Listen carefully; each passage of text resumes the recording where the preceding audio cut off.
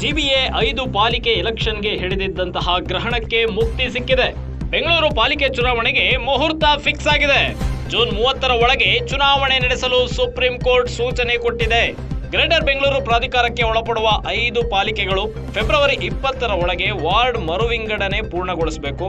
March 16ರ ಒಳಗೆ ಮತದಾರರ ಅಂತಿಮ ಪಟ್ಟಿ ಪ್ರಕಟಿಸಬೇಕು. ವಿದ್ಯಾರ್ಥಿಗಳ ಪರೀಕ್ಷೆ ಪೂರ್ಣಗೊಂಡ ಬಳಿಕ ಚುನಾವಣೆ ನಡೆಸಬೇಕು. ಜೂನ್ 30ರ ಒಳಗೆ ಚುನಾವಣೆ ನಡೆಸಲು ಸುಪ್ರೀಂ ಕೋರ್ಟ್ ಆದೇಶವನ್ನು ನೀಡಿದೆ. ರಾಜ್ಯ ಸರ್ಕಾರಕ್ಕೆ ಮಹತ್ವದ ಆದೇಶ ನೀಡಿರೋ ಸುಪ್ರೀಂ ಕೋರ್ಟ್.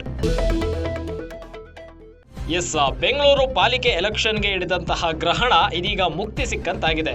ಸುಪ್ರೀಂ ಕೋರ್ಟೇ ಸ್ವತಃ ಎಲೆಕ್ಷನ್ ನಡೆಸುವ ಬಗ್ಗೆ ಒಂದು ಮಹತ್ವದ ಸೂಚನೆಯನ್ನ ರಾಜ್ಯ ಸರ್ಕಾರಕ್ಕೆ ನೀಡಿದೆ.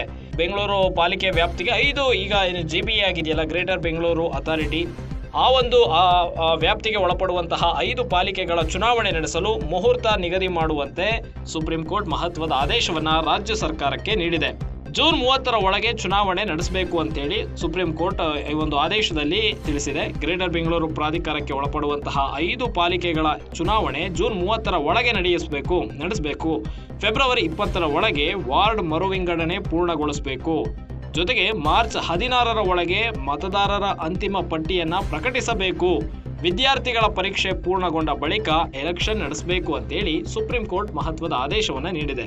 ಇತ್ತೀಚೆಗಷ್ಟೇ ಮೀಸಲು ಪಟ್ಟಿಯನ್ನ ಪಾಲಿಕೆ ಬಿಡುಗಡೆ ಮಾಡಿತ್ತು. ಅಂದ್ರೆ ರಾಜ್ಯ ಚುನಾವಣಾ ಆಯೋಗ ಪ್ರತಿ ವಾರ್ಡ್ಗೆ ಯಾವ ಮೀಸಲಾತಿಯನ್ನ ನೀಡಲಾಗಿದೆ ಎಂಬುದನ್ನ ಪ್ರಕಟಿಸಿತ್ತು.